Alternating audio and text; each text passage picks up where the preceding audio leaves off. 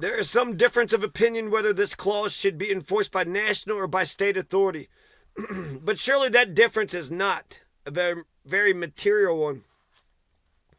If the slave is to be surrendered, it can be of but little consequence to him or to others, by which authority it is done. And should anyone in any case be content that his oath shall go unkept on a merely unsubstantial controversy as to how it shall be kept, again, in any law upon this subject ought not all the safeguards of liberty known in civilized and humane jurisprudence to be introduced, so that a free man be not in any case surrendered as a slave?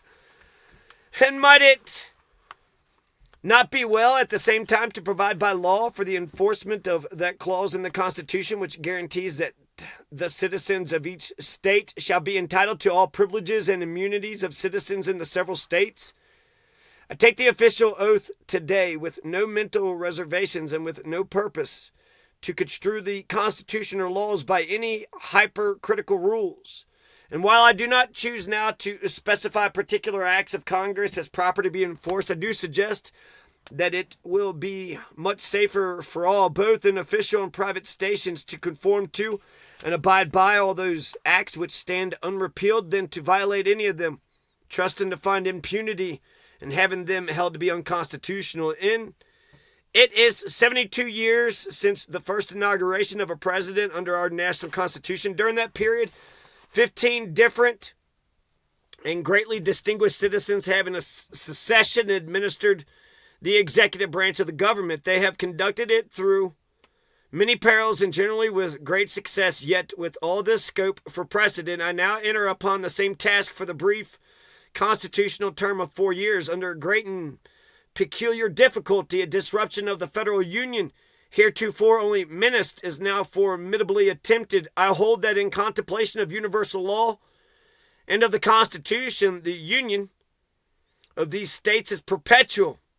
In contemplation of universal law, not eternal law, but just law all around, the union of these states are perpetual, and perpetuity is implied, if not expressed, in the fundamental law of all national governments. It is safe to assert that no government proper ever had a provision in its organic law for its own termination. Continue to execute all the express provisions of our national Constitution, and the union will endure forever, it being impossible to destroy it, except by some action not provided for in the instrument itself. Again, if the United States be not a government proper, but an association of states in the nature of contract merely, can it, as a contract, be peaceably unmade by less than all the parties who made it? One party to a contract may violate it, break it, so to speak, but does it not require all to lawfully rescind it? Descending from these general principles, we find the proposition that in legal contemplation the union is perpetual, confirmed by the history of the union itself. The union is much older than the Constitution. It was formed, in fact, by the Articles of Association in 1774. It was matured and continued by the Declaration of Independence in 1776. It was further matured in the faith of all the then 13 states, expressly plighted and engaged that it should be perpetual by the Articles of Confederation in 1778. And finally, in 1787, one of the declared objects for ordaining and establishing the Constitution was to form a more perfect union. But if the destruction of the union by one or by a part only of the states be lawfully possible, the union is less perfect than before the Constitution, having lost the vital element of perpetuity. It follows from these views that no state upon its own mere motion can lawfully get out of the union, that resolves and ordinances to that effect are legally void, and that acts of violence within any state or states against the authority of the United States are insurrectionary or revolutionary, depending upon the according to the circumstances. I therefore consider that in view of the Constitution and the laws, the Union is unbroken, and to the extent of my ability I shall take care, as the Constitution itself expressly enjoins upon me, that the laws of the Union be faithfully executed in all states. Doing this I deem to be only a simple duty on my part, and I shall perform it so far as practicable. Unless my rightful masters, the American people, shall withhold the requisite means, or in some authoritative manner direct the contrary. I trust this will not be regarded as a menace, but only as the declared purpose of the Union, that it will constitutionally defend and maintain itself. In doing this, there needs to be no bloodshed or violence, and there shall be none unless it be forced upon the national authority. The power confided to me will be used to hold, occupy, and possess the property and places belonging to the government, to collect the duties and imposts, but beyond what may be necessary for these objects, there will be no invasion, no using of force against or among the people anywhere where hostility to the United States or any interior locality shall be so great and so universal as to prevent competent resident citizens from holding the federal offices. There will be no attempt to force obnoxious strangers among the people for that object, while the strict legal right may exist in the government to enforce the exercise of these offices. The attempt to do so would be so irritating and so nearly impracticable withal that I deem it better to forego for the time the uses of such offices. The mails, unless repelled, will continue to be furnished in all parts of the Union. So far as possible, the people everywhere shall have that sense of perfect security, which is most favorable to calm thought and reflection. Calm thought and reflection. Perfect security. The course here indicated will be followed unless current events and experience shall show a modification or change to be proper. And in every case, an exigency,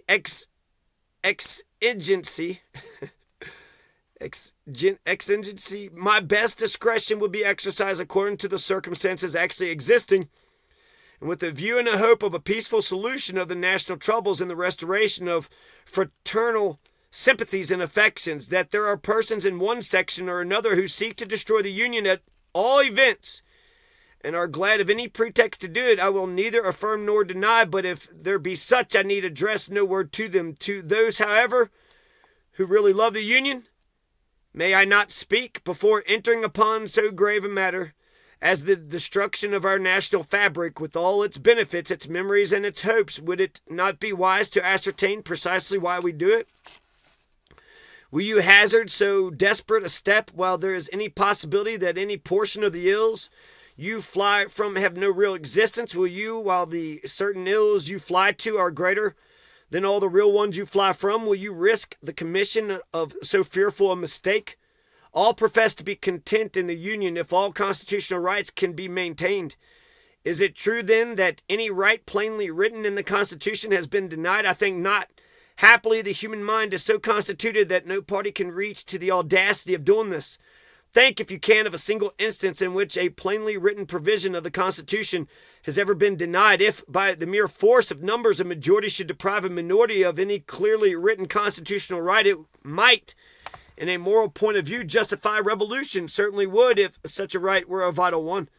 But such is not our case. So he's saying he's not going to outright break, the bullshit slavery thing because it's against the Constitution. And so if he tried to go and try to break slavery, then the Confederate motherfuckers could just say, oh, he's against the Constitution. So therefore, what we are doing is revolutionary.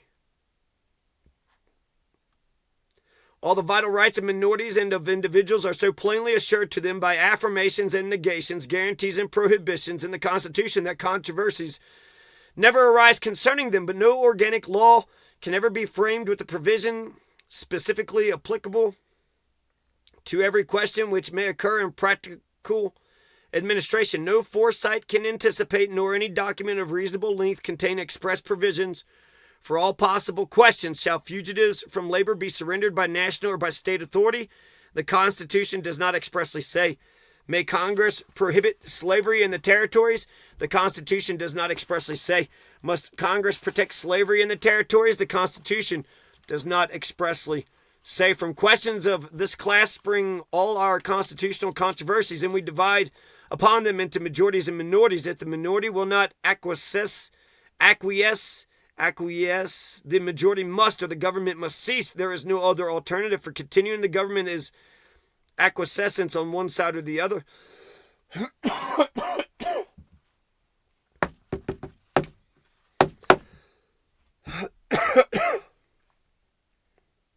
If a minority in such case will secede rather than acquiesce, they make a precedent which in turn will divide and ruin them, for a minority of their own will secede from them whenever a majority refuses to be controlled by such a minority.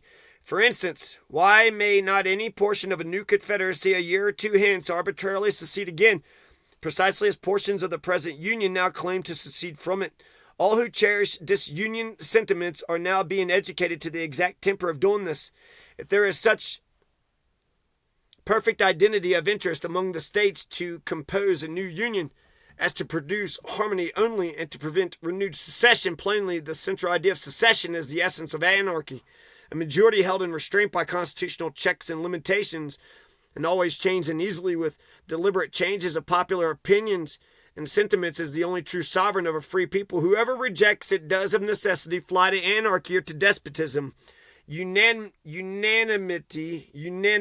is impossible. The rule of a minority as a permanent arrangement is wholly inadmissible, so that rejecting the majority principle, anarchy or despotism in some form is all that is left.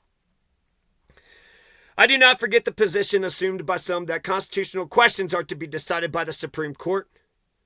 Nor do I deny that such decisions must be binding in any case upon the parties to a suit as to the object of that suit, while they are also entitled to very high respect and consideration in all parallel cases by all other departments of the government. And while it is obviously possible that such decision may be erroneous in any given case, still the evil effect following it being limited to that particular case, with the chance that it may be overruled and never become a precedent for other cases, can better be borne than could the evils of a different practice. At the same time, the candid citizen must confess that if the policy of the government upon vital questions affecting the whole people is to be irrevocably fixed by decisions of the Supreme Court, the instant they are made in ordinary litigation between parties and personal actions, the people will have ceased to be their own rulers, having to that extent practically resigned their government into the hands of that eminent tribunal. Nor is there in this view any assault upon the court or the judges. It's a duty from which they may not shrink to decide cases properly brought before them, and it is no fault of theirs if others seek to turn their decisions to political purposes. One section of our country believes slavery is a right and ought to be extended, while the other believes it is wrong and ought not to be extended. This is the only substantial dispute. The fugitive slave clause of the Constitution and the law for the suppression of the foreign slave trade are each as well enforced, perhaps, as any law can ever be in a community where the moral sense of the people imperfectly supports the law itself. The great body of the people abide by the dry legal obligation in both cases, and a few break over in each. This, I think, cannot be perfectly cured, and it would be worse in both cases after the separation of the sections than before. The foreign slave trade, now imperfectly suppressed, would be ultimately revived without restriction in one section, while fugitive slaves, now only partially surrendered, would not be surrendered at all by the other. Physically speaking, we cannot separate. We cannot remove our respective sections from each other, nor build an impassable wall between them. A husband and wife may be divorced and go out of the presence and beyond the reach of each other, but the different parts of our country cannot do this. They cannot but remain face to face in intercourse, either amicably or hostilely must continue between them. Is it possible then to make that intercourse more advantageous or more satisfactory after separation than before? Can aliens make treaties easier than friends can make laws? Can treaties be more faithfully enforced between aliens than laws can among friends? Suppose you go to war. You cannot fight always, and when, after much loss on both sides and no gain on either, you cease fighting, the identical old questions as to terms of intercourse are again upon you. This country, with its institutions, belongs to the people who inhabit it. Whenever they shall grow weary of the existing government, they can exercise their constitutional right of amending it, or their revolutionary right to dismember or overthrow it. I cannot be ignorant of the facts that many worthy and patriotic citizens are desirous of having the national constitution amended. While I make no recommendation of amendments, I fully recognize the rightful authority of the people over the whole subject to be exercised in either of the modes prescribed in the instrument itself, and I should, under existing circumstances, favor rather than oppose a fair opportunity being afforded the people to act upon it. I will venture to add that to me the convention mode seems preferable. in that it allows amendments to originate with the people themselves instead of only permitting them to take or reject propositions originated by others not especially chosen for the purpose, and which might not be precisely such as they would wish to either accept or refuse. I understand a proposed amendment to the Constitution, which amendment, however, I have not seen has passed Congress, to the effect that the federal government shall never interfere with the domestic institutions of the states, including that of persons held to service. To avoid misconstruction of what I have said, I depart from my purpose not to speak of particular amendments so far as to say that holding such a provision to now be implied constitutional law, I have no objection to its being made express and irrevocable. The chief magistrate derives all his authority from the people, and they have conferred none upon him to fix terms for the separation of the states. The people themselves can do this also if they choose, but the executive as such has nothing to do with it. His duty is to administer the present government as it came to his hands and to transmit it unimpaired by him to his successor. Why should there not be a patient confidence in the ultimate justice of the people? Is there any better or equal hope in the world in our present differences? Is either party without faith of being in the right? If the almighty ruler of nations, with his eternal truth and justice, be on your side of the north, or on yours of the south, that truth and that justice will surely prevail. By the judgment of this great tribunal, the American people, by the frame of the government under which we live, this same people have wisely given their public servants but little power for mischief, and have with equal wisdom provided for the return of that little to their own hands at very short intervals. While the people retain their virtue and vigilance, no administration by any extreme of wickedness or folly can very seriously injure the government in the short space of 4 years. My countrymen, one and all, think calmly and well upon this whole subject. Nothing valuable can be lost by taking time. If there be an object to hurry any of you in hot haste to a step which you would never take deliberately, that object will be frustrated by taking time, but no good object can be frustrated by it. Such of you as are now dissatisfied still have the old Constitution unimpaired, and on the sensitive point, the laws of your own framing under it, while the new administration will have no immediate power, if it would, to change either. If it were admitted that you who are dissatisfied hold the right side in the dispute, there still is no single good reason for precipitate action. Intelligence, patriotism, Christianity, and a firm reliance on Him.